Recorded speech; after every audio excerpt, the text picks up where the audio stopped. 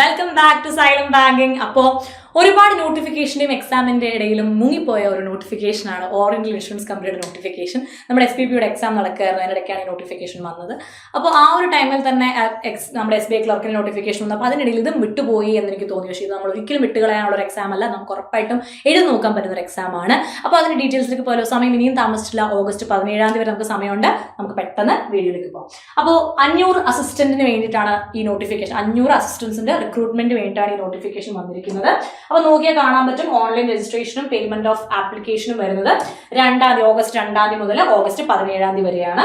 First preliminary online examination നടക്കാൻ പോകുന്നത് September 7 examination, mains examination 28 ഒക്ടോബറിനുമാണ് നടക്കുന്നത്. ആ കോൾ ലെറ്റേഴ്സ് 7 ദിവസം മുന്നേ നിങ്ങൾക്ക് കിട്ടുകയും ചെയ്യും. അപ്പൊ നിങ്ങൾ പഠിച്ചു തുടങ്ങിയിട്ടില്ല, ബാങ്ക് എക്സാമിന് വേണ്ടി പഠിക്കണമെങ്കിൽ മെയിൻസിന് പ്രിപ്പയർ ചെയ്യണം. പ്രിലിംസ് ഓക്കെ സെറ്റാണ്, മെയിൻസിന് പ്രിപ്പയർ ചെയ്യണമെങ്കിൽ മെയിൻസ് ബൂസ്റ്റർ ബാച്ചിൽ ജോയിൻ ചെയ്യാം. വെറും 3999 ആണ്. ഓഗസ്റ്റ് 20 നമ്മുടെ ക്ലാസ്സസ് സ്റ്റാർട്ട് ചെയ്യും. ആൻഡ് ഇനി ഓഫ്ലൈൻ ആയിട്ടാണ് നിങ്ങൾക്ക് പഠിക്കാൻ താല്പര്യമെങ്കിൽ ഓൾറെഡി നമ്മുടെ ബാച്ച് തുടങ്ങിയിട്ടേ ഉള്ളൂ, ഇപ്പോഴും അഡ്മിഷൻസ് ഓപ്പൺ ആണ്. ഈ താഴെ കാണുന്ന നമ്പറിൽ കോൺടാക്ട് ചെയ്താൽ നിങ്ങൾക്ക് കൂടുതൽ ഡീറ്റെയിൽസ് അറിയാനായിട്ട് സാധിക്കും. ഓക്കെ, ഇനി നമുക്ക് നേരെ നോട്ടിഫിക്കേഷനിൽ പോയാലോ. വേക്കൻസി മൊത്തം നോക്കുമ്പോൾ നമ്മൾ കേരളത്തിലുള്ള എല്ലാ മലയാളികളും നോക്കുന്നത് മലയാളം ഭാഷയിൽ എനിക്ക് എഴുതാൻ പറ്റുന്ന വേക്കൻസി, എത്ര പേർക്ക് വേക്കൻസി ഉണ്ടെന്ന്. 9 SC, OBC 9, EWS 3, general 16, total 37. Total ബാക്കി ഒരുപാട് സ്ഥലങ്ങളുണ്ട്. അരുണാചൽ പ്രദേശ്, ചണ്ഡീഗഡ്, ഛത്തീസ്ഗഡ്, ഗോവ.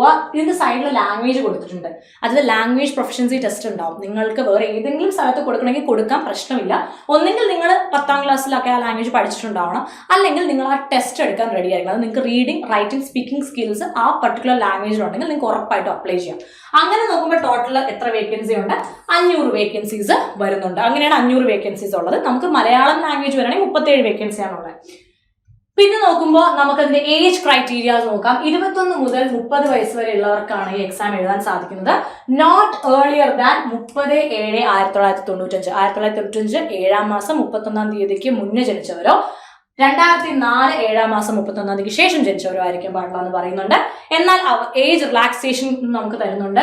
SC ST ആണെങ്കിൽ 5 വർഷം, OBC നോൺ ക്രീമി ലെയറിന് 3 വർഷം, PBD അത് പേഴ്സൺസ് വിത്ത് ബെഞ്ച്മാർക്ക് ഡിസബിലിറ്റീസ് ആണെങ്കിൽ 10 years, ex service disabled ex service ആണെങ്കിൽ അവർ റെൻഡർ ചെയ്ത ആക്ച്വൽ പീരീഡ് ഓഫ് സർവീസിന്റെ കൂടെ 3 വർഷം, വിഡോസ് ഓർ ഡിവോഴ്സ്ഡ് വുമൺ ആണെങ്കിൽ 5 വർഷം, existing employee of the oriental insurance company ആണെങ്കിൽ 5 വർഷം ഏജ് റിലാക്സേഷൻസ് തരുന്നുണ്ട്. ദെൻ എഡ്യൂക്കേഷൻ ക്വാളിഫിക്കേഷൻ നിങ്ങൾക്കറിയാം, മിനിമം നമ്മൾ ഗ്രാജുവേറ്റ് ആയിരിക്കണം. ഏത് ഡിസിപ്ലിൻ ആണെങ്കിലും കുഴപ്പമില്ല. പിന്നെ reading, writing and speaking skills വേണം റീജിയണൽ ലാംഗ്വേജിൽ, ഇല്ലെങ്കിൽ അതിനു വേണ്ടി ഒരു ടെസ്റ്റ് എടുക്കേണ്ടി വരുമെന്നും പറയുന്നുണ്ട്. ഓക്കെ, സോ അടുത്തതായിട്ട് നമുക്ക് പ്രീ എക്സാമിനേഷൻ ട്രെയിനിങ്ങിന്റെ കാര്യം നോട്ടിഫിക്കേഷൻ പറയുന്നുണ്ട്. SC ST OBC non creamy layer PWBD ഒക്കെ പ്രീ എക്സാമിനേഷൻ ട്രെയിനിങ് അവർ കൊടുക്കുന്നുണ്ട്. അതിന്റെ കാര്യങ്ങൾ അറിയണമെങ്കിൽ നിങ്ങൾക്ക് എന്ത് ചെയ്യാം, ഈ കരിയർ സെക്ഷനിൽ, ഈ ഒരു വെബ്സൈറ്റിലൂടെ കരിയർ സെക്ഷനിലേക്ക് പോയി ഡീറ്റെയിൽ ആയിട്ട് നമുക്ക് അവിടെ കാര്യങ്ങൾ അറിയാൻ സാധിക്കും. സെലക്ഷൻ പ്രൊസീജിയർ നിങ്ങൾക്ക് അറിയാം. ഫസ്റ്റ് പ്രിലിംസ് എക്സാമിനേഷൻ ആണ്, ഒബ്ജക്റ്റീവ് ടൈപ്പ് ആണ്, ഓൺലൈൻ ആണ്, 100 മാർക്ക്, 3 സെക്ഷനും ഉണ്ട്, സെക്ഷണൽ ടൈമിംഗും ഉണ്ട്. ഇംഗ്ലീഷ് 30 ചോദ്യം, 30 mark, 20 minute. Reasoning 35 question, 35 mark, 20 minute.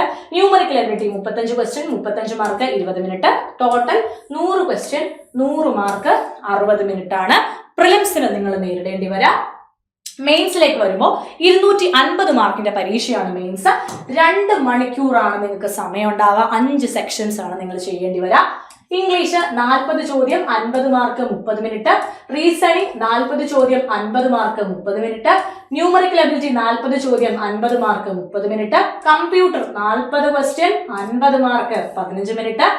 General awareness 40 question, 50 mark, 15 minute.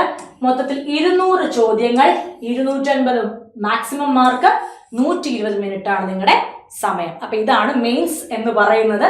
So പ്രിലിംസും മെയിൻസിനും ഒരു കാര്യം ശ്രദ്ധിക്കാം, പെനാൽറ്റി ഫോർ റോങ് ആൻസേഴ്സ് ഉണ്ട്. ബോത്ത് പ്രിലിംസ് ആൻഡ് മെയിൻസ് എക്സാമിനേഷനും നെഗറ്റീവ് മാർക്കിംഗ് കൊണ്ട് സൂക്ഷിച്ച് വേണം ആൻസർ ചെയ്യാനെന്നും അവർ നോട്ടിഫിക്കേഷനിൽ പറയുന്നുണ്ട്. ഇതിന്റെ കൂട്ടത്തിൽ തന്നെ റീജിയണൽ ലാംഗ്വേജ് ടെസ്റ്റ് ഉണ്ട് ഫൈനൽ സെലക്ഷന് മുന്നേ. ഇൻ കേസ് നിങ്ങൾ വേറൊരു ലാംഗ്വേജിലേക്ക് അപ്ലൈ ചെയ്യുകയാണെങ്കിൽ ഉറപ്പായിട്ടും റീഡിംഗ്, സ്പീക്കിംഗ്, റൈറ്റിംഗ് സ്കിൽസ് ഉണ്ടാവണം, നിർബന്ധമായിട്ട് ടെസ്റ്റ് ചെയ്യപ്പെടും. ഇനി ആപ്ലിക്കേഷൻ ഫീസ് നോക്കാം. SC ST PWD ex service ആണെങ്കിൽ 100 രൂപയാണ് നിങ്ങളുടെ ആപ്ലിക്കേഷൻ ഫീ വരുന്നത്. അപ്പോൾ ഉറപ്പായിട്ടും നിങ്ങൾ എന്ത് ചെയ്യണം, ഉറപ്പായിട്ടും അപ്ലൈ ചെയ്ത് നോക്കണം. അതർ കാൻഡിഡേറ്റ്സ് അവർക്ക് 850 രൂപയാണ്. സോ ഉറപ്പായിട്ട് നിങ്ങൾ എന്ത് ചെയ്യുക, ഈ പരീക്ഷ എഴുതി നോക്കുക. കാരണം ഇങ്ങനെയുള്ള പരീക്ഷകൾ എഴുതുമ്പോൾ നമ്മുടെ എക്സാമിനേഷൻ ഫിയർ മാറി കിട്ടും. അപ്പോൾ അടുത്ത നോട്ടിഫിക്കേഷനുമായിട്ട് കാണുന്നത് വരെ ബൈ.